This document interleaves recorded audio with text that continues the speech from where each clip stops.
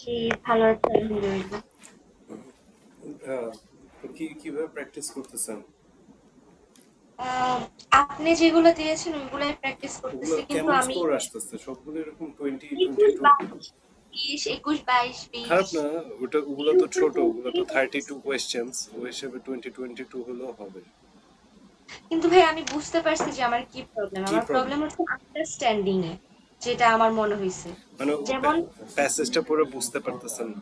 Passage পড়ে আমি বুঝতে পারতেছি, কিন্তু কোশ্চেনে তো একটু অন্য, মানে একটু সিনোনিম দিয়ে একটু অন্য থেকে ওইটাই হ্যাঁ, আমি হ্যাঁ, ক্যাচ রাইট। করতে প্রবলেম ফেস করতেছে, আমার যতটুকু মনে হইতেছে হ্যাঁ, এটাই হ্যাঁ, প্রবলেম হ্যাঁ। নেই। সো কোয়েশ্চেনে তো প্যারাফ্রেজিং করে দেয়, হুম হুম এক্সাক্ট হুম। ওয়ার্ডটা দিতেছে না, ওই সিনোনিম গুলো আপনি কারণ একটু আমি মাথায় রাখতে সবই হবে। লিখতেছি, আমি যখন মিলাইতে যাই তখন দেখি যে না, এটার আনসার এইটা না, দ্যাট মিন্স আমি বুঝতে হয়তো যেমন বা ভুল করতেছি। কোয়েশ্চেনে চিলড্রেন লেখা থাকতে পারে, প্যাসেজে ইয়াংস্টার বা মাইনার্স বা দ্য ইউথ, বা ইম্পর্টেন্টের হ্যাঁ, জায়গায় এরকম ক্রুশাল, হতে পারে, এই সিগনিফিকেন্ট বা টাইপের। এসেনশিয়াল, বা প্রবলেমের জায়গায় hmm issue, hmm hmm. Difficulty, challenges.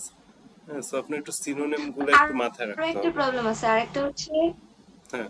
যখন আমি সেকেন্ড প্যাসেজে যাই হুম, হুম। তখন আমি মানে মনে করি সেকেন্ড প্যাসেজে ট্রু হ্যাঁ, ফলস হ্যাঁ। আছে, কিন্তু ইমিডিয়েটলি এক আচ্ছা, আচ্ছা। নাম্বারটা যে আমি কোন কোথ থেকে বের করবো আমি সব পড়তে এগুলা হয়, তো এটার জন্য আমার অনেক টাইম চলে সিকোয়েন্সিয়ালি যায়। থাকে। আপনার ফার্স্ট কোয়েশ্চেন গুলা দেখা যায় ফার্স্ট প্যারা থেকে থাকে।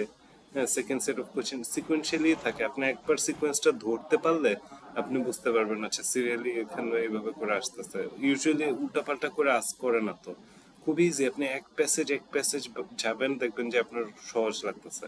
আপনি একটা প্যাসেজ পড়বেন, একটা প্যাসেজ পড়া কোয়েশ্চেন দেখবেন কয়টা আনসার করতে পারতেছেন। ওই প্যাসেজ শেষ পড়ে আর একটা পুরাটা পড়তে গেলে না, মানে মাথায় প্রেসার পড়ে। আর পুরা জিনিসটা পড়ে আর কি অনেক কিছু আবার ভুলা যাই আমরা। তো এক প্যাসেজ করে আগান, এটা যাতে অনেক কষ্ট হয় আর কি মনে রাখতে। এক প্যাসেজ করে আগান, ওটা বেস্ট। আপনি একটা প্যাসেজ পড়লেন, ওইটা পড়ে দেখবেন কয়টা আনসার করতে পারতেছেন। আনসার করা শেষ, এর মানে এখন কোয়েশ্চেন গুলো নেক্সট প্যাসেজ থেকে আবার নেক্সট প্যাসেজ করে আবার আনসার করলেন, বুঝছেন? আর আপনি একটু টাইম খেয়াল রাখতে হবে যে একটা কোয়েশ্চেনের পিছনে আমার 1 মিনিটের বেশি টাইম স্পেন্ড করা যাবে না।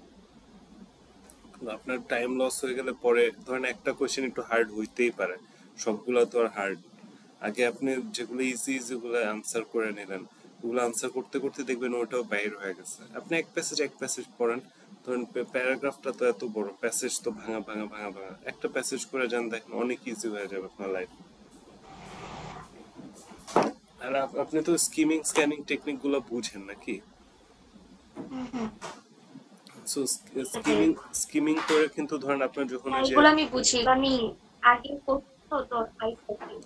তো দেখা যাচ্ছে যখন ওই যে ম্যাচিং হেডিং টেডিং এরকম টাইপের কোশ্চেন দিতেছে, এগুলো স্কিমিং করে খুব ফাস্ট বাইর করে ফেলা যেতেছে।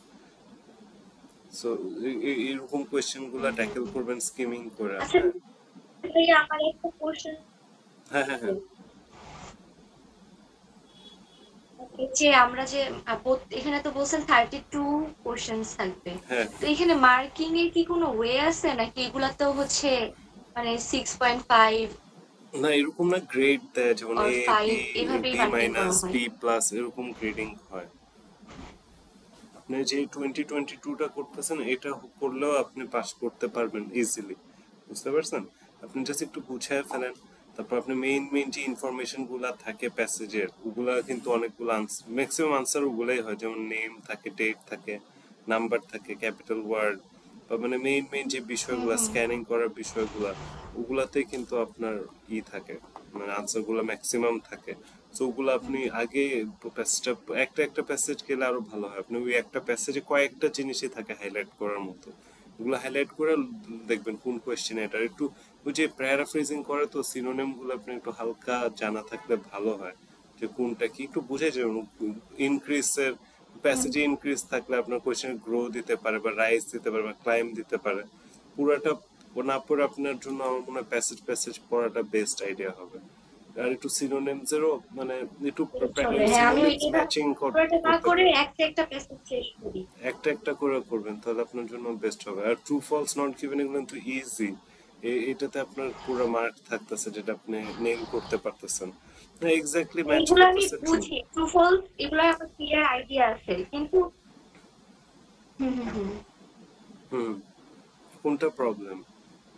ম্যাচিং হেডিং আপনি স্কিমিং করে করতে হবে। প্রবলেম হচ্ছে এটাই, কিন্তু আমি কোলাকে ধরতে পারি না। প্যাসেজ 2 তে গেলে ওইটা আমি মানে ফুল প্যাসেজের কোথ থেকে যে শুরু করব ওইটা ধরতে পারি না। এই জন্য আমাকে ফুল প্যাসেজটা পড়তে হয় আবার, এটাতে অনেক টাইম চলে যায়। আপনি পুরোটা এভাবে পড়েন না ওয়ার্ড বাই ওয়ার্ড, মানে এইসব পরীক্ষা আপনি পুরো প্যাসেজ ওয়ার্ড বাই ওয়ার্ড পড়তে গেলে কখনো আপনি টাইম মতো করতে পারবেন না। স্ক্যামিং করে খুব ফাস্ট করে আপনার স্টেপ বাই স্টেপ আগাতে হবে। ওভাবে পুরো প্যাসেজ পড়তে গেলে ও প্যাসেজ পড়তে আপনার 5 মিনিটের উপরে চলে যাবে। পরে তো কিছু বুঝতেও হবে, 10-15 মিনিট তো ওখানেই চলে যেতেছে বুঝতে পড়তে। এটা করেন না আপনি খুব ফাস্ট। শুরুর দিকে দেখবেন, শেষের দিকে মেইন আইডিয়াটা কি বুঝার ট্রাই করবেন। মেইন কি ওয়ার্ড গুলো আপনি ধরুন মার্ক করে ফেলবেন, তারপর কোয়েশ্চেনটা পড়বেন আর প্যাসেজটা পড়বেন, কোয়েশ্চেনটা পড়বেন প্যাসেজটা পড়বেন। প্যাসেজে এখানে কোয়েশ্চেন আর নাই, এই রিলেটেড আর কোয়েশ্চেন নাই, তাহলে এই প্যাসেজ শেষ। মানে পুরো প্যাসেজ মাথায় নিতে গেলে অনেক আপনার চাপ সৃষ্টি হয়ে যাবে। আর ওগুলো তো easy, multiple choice easy, true false not given easy, এগুলো আপনি পারবেন, ঠিক আছে, কোনো প্রবলেম নাই। আপনি আজকে আমি আর কয়েকটা দিতেছি, আপনি একটু সলভ করেন। করেছে শালীন আপু তো, কোনো কি কি শালীন আপু তো কোনো আপডেট দেন মেবি এখন কন্ডিশনাল যে টপ রিলেটেড ওটা আমি আচ্ছা এখন ওয়েট, আমি একটু ওনার সাথে কথা বলে আপনাকে এখন কল করছি, আসেনি। দাঁড়ান।